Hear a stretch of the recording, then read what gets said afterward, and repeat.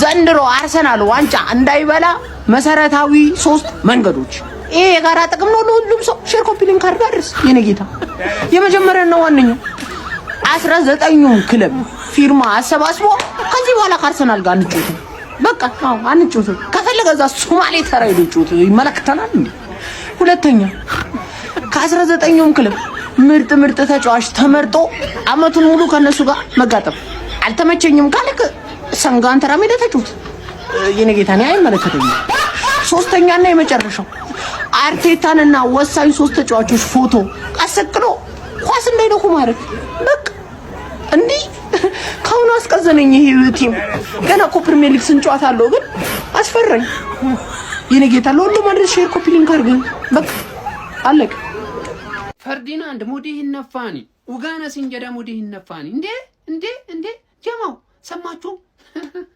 አረተደረ የትርፍ ተጫዋቾች ግን ቀልዳቸው አይጠቀምም ምንድን ጥሩ ነው አርቴታ ግዴላችሁም ጥያቄ እናቀርብለትና ቤቱ ገብቶ ያስብበታል እሱ አሁን እኮ መልስ አይሰጠን ግን ቤቱ ገብቶ ያስብበታል ምን አባከ ነው ቤቱ ገብቶ የሚያስብለት አንቅሌታ እንዴት ነው የሚያስበው እሱ ስለ ዋንጫ እኮ እያሰበ እኮ ነው ስለ 4 ዋንጫ እያሰበ ነው በየትኛው ጊዜ ነው ስለ አንተ ቆሼ ቆምቦሬ ስለሆነ አሰልጣኝ ስለሚገለው ቡድን የሚያስበው አንተ እኔ እኮ ባጽናናው የተርፌን ደጋፊ ሰሞኑ ሙዳቸው ጥሩ አይደለም ባልኩኝ እኛ ላይ ደባና ሴራ ይፈጠርብኝ ደባና ሴራ ከጀርባ ደግሞ እኮ ይከሱ በላይ ደግሞ እኮ እዚህ የሚያራግቡት እኮ ናቸው ወጣው አርቴታን እንዴት ነው እናስፈርመው እንዴ ባናተ ተተከላለ ጭንቅሎ ባናተ ተተከላለ ለማንኛውም አደብ ግዙ በቃ እኔ አሳዝናችሁ ነው ጨጓራችሁን ሳለጠው ዝም ያልኩት አይደል አድቡ ወደኛ አትንኩን በቃ ጭራሽ ብሎ አርቴታ ጋር ነውራን ባለቂ ማንቸስተር ዩናይትድ ቋሚ አሰልጣኝ ይሾማል። ማንቸስተር ዩናይትድ አሰልጣኝ ሩበን አሞሪም ከኃላፊነታቸው ማሰናበቱ በይፋ አስታውቋል ማለት ነው።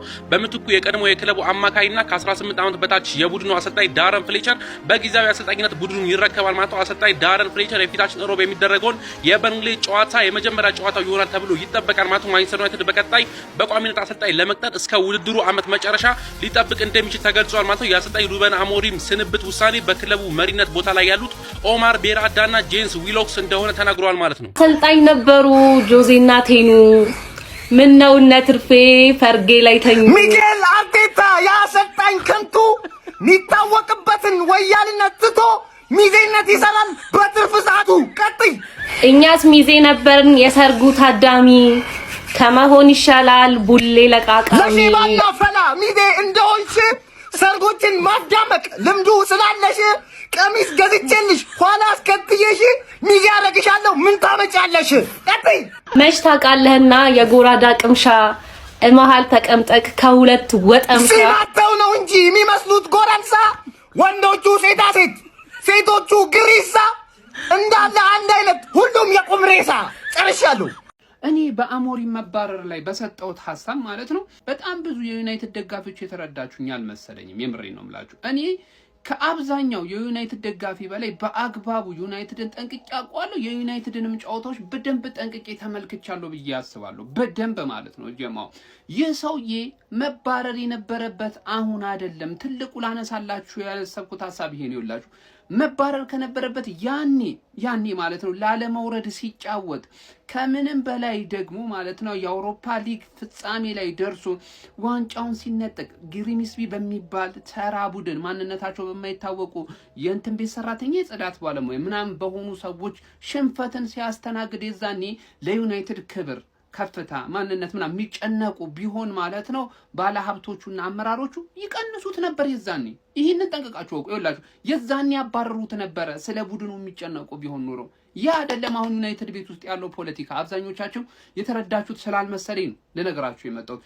ዩናይትድ ቤት ያለው አንድ ነገር ነው፣ አመራሮቹ እስካልተነኩ ድረስ ሁሌም ሰላም ነህ። ትላንትና በሰጠው ሐሳብ ላይ ተንተርሰው ነው ሁሉም ተጠያቂ ይሁን ባለው መሰረት ነው ሰውየውን ያባረሩት። እንዴ በዩናይትድ ቤት ያለውን ስታተስ እኮ ተመልከቱ። ሰውየው ይላችሁ እኔ እኮ ጥሩ ውጤት አለው እያልኳችሁ አይደለም፣ ግን ካለፈው አመት የዘንድሮ አመት ይሻላል አይደለም። እሱ በአፍሪካ ዋንጫ ተጫዋቾቹ ናቶ ብሩኖ ፈርናንዴዝ ናቶ ምናምን እየታገለ ነው በደረጃ ሰንጠረዡ ላይ አሁንም አለ። በቃ ቶፕ 6 ውስጥ አለ እኮ። ግትር ነው ሰውዬው፣ ሁላችንም እናውቃለን። 3-4-3 ካልሆነ ብሎ እኮ እየታገለ ነበር። ግን አሁን ላይ ስታዩት ደግሞ እየቀየረ ወደ 4-4-2 እየቀየረ እየተጫወተ እያየ ነው። በየጨዋታው የተለያየ ፎርሜሽኖችን አፕላይ እያደረገ እየሞከረ ነው። የራሱን ደግሞ ተጫዋቾች ሲያገኝ ፕሮሰስ ውስጥ ከሄደ እድል ከተሰጠው የማሰልጠን ማለት ነው ቡድኑን ሊቀይረው እንደሚችል ግልጽ ነው። ግትር አሰልጣኝ ነው። አዎ፣ ግን አሁን ሞር ሼፕ እየሆነ የመጣ አሰልጣኝ ነበረ። እንደውላችሁ ከአንዳንድ ዩናይትድ ደጋፊዎች በላይ እኔ ዩናይትድን በደንብ ተከታትያለሁ ብዬ አምናለሁ። እና አሰልጣኝ በመቀያየር የሚመጣ ለውጥ ያለውን ግን በአግባቡ በመጠቀም ነው። አሁን ይህን ሰው ጊዜ ቢሰጡት ማለት ነው የሆነ ነገር ያሳያቸዋል የሚል ግምት ነበረኝ። ለማንኛውም ከፖዘቲቭ አንገድ ይሁት እንጂ እኔ ይሄ ሰውዬ በመባረር እኮ ላበሽቃችሁ ተንደርድሬ አልመጣሁም። ምክንያቱም ቡድኑ ራሱ በአሁን ሰዓት አብሻቂ ሆኗል። አሰልጣኙ መባረር ራሱ በጣም የሚያቃጥ ነው ለብዙሃኑ ደጋፊ። ይመቻችሁ። ለማንኛውም ሀሳባችሁን አካፍሉኝ። ጀሞ ፒስ። እኔ ጋይስ በዚህ ክለብ ራሴ ደስት ነው ማርያምን ራሴን ማለት ነው ራሴን ማለት ነው 90 ደቂቃ ሙሉ ቀጥቅጬ ስንት ኳስ ነው? ወይኔ እናቴ ድረሽ እኔ ተቃጠልኩ። እኔ እንደ ዛሬ መቤቴን ከፍቶኛ ያቅም ልደታን ከፍቶኛ ያቅም ተጫዋቾቹ እንዳለ አትረቡም። ወይኔ እኔ አላቅም። እኔ ቃላት የለኝም ለእናንተ በእናታችሁ። እኔ በእናንተ ምክንያት ወይኔ አረ ማንን እንደግፍ? አረ ነቃበሉ ግን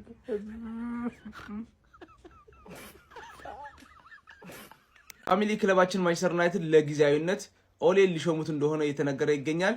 ቪዲዮውን ኮፒ ሊንክ፣ ሪፖስት፣ ላይክ በማድረግ ጀምሩት። ፋሚሊ እኔ ኦሌ ሾም እንትና ጃቪ ይሁን ግላስነር ይሁን ሐሳብ አልሰጥም። አሁን እነሱ የተመቻቸውን ያምጡ። ለምን አብዩ ኤልን አያመጡትም? ብቻ ውጤታማ ይሁን። ሐሳብ ይኑሮ አይኑሮ አይመለከተኝም። ፕሮሰስም አልጠብቅም። ባንዴ ውጤታማ እንዲሆን ነው የምፈልገው። ባንዴ ምክንያቱም በቃ ደክሞኛል እና ኦሌም ቢመጣ እንትናም መጣ ያምጡ። እነሱ ያመኑበትን ያምጡ። ውጤታማ ያደርጉልን። ሌላው ግን ሰዎች በቃ አሞሪም ተሰናብቷል። ከዚህ በኋላ ይሄ ቡድን መቼም አይነሳም፣ አልደግፍም። እናንተ ሰዎች አብራችሁ ከአሞሪም ጋር ሂዱ። አሞሪም ጋር የመጣችሁ ሰዎች ትሆናላችሁ። አሞሪም ጋር ሂዱ። እኔ ይሄን ነው የምለው። እውነት እንዴ እኔ ለሁለት ሰዓት ነው ደነገጥኩ። በቃ ረሳሁት። ምክንያቱም ክለብ ያለ እስከ ዛሬ ካሳለፍነው የባሰ የከፋ ጊዜ አናሳልፍም። 17ኛ 18ኛ ከመውጣት የበለጠ አንወጣም። እርግጠኛ ሁኜ የምነግራችሁ የባሰ ነገር አይመጣም። ከዛ የባሰ ነገር ምን አሳልፈናል እንዴ? ለዛ እንዴት እንደነገጣ ከዚህ በኋላ ምን ያስደነግጠናል? እንደ ማንቸስተር እኮ ከዚህ የከፋ ነገር የለም። ምን የባሰ ነገር ይመጣል ብላችሁ ነው እንዴ?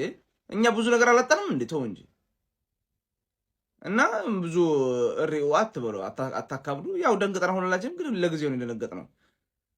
እኔ የሚሰማኝ ነው ግን ኦሌ ይመጣል የተባለ ነው። እስቲ ለማንኛውም እናንተ የሚሰማችሁን ኮመንት ላይ አስቀምጡ። ሰዎች አይኔ ቀልቷላ፣ ይሄ እንቅልፍ ማጣት ነው ማለት ነው። ለማንኛውም እስቲ የተሰማችሁን ኮመንት ላይ አስቀምጡ። ቪዲዮ ታችሁ ኮፒ ሊንክ፣ ሪፖስት፣ ላይክ ማድረግ እንዳይረሳ። ቴንክ ዩ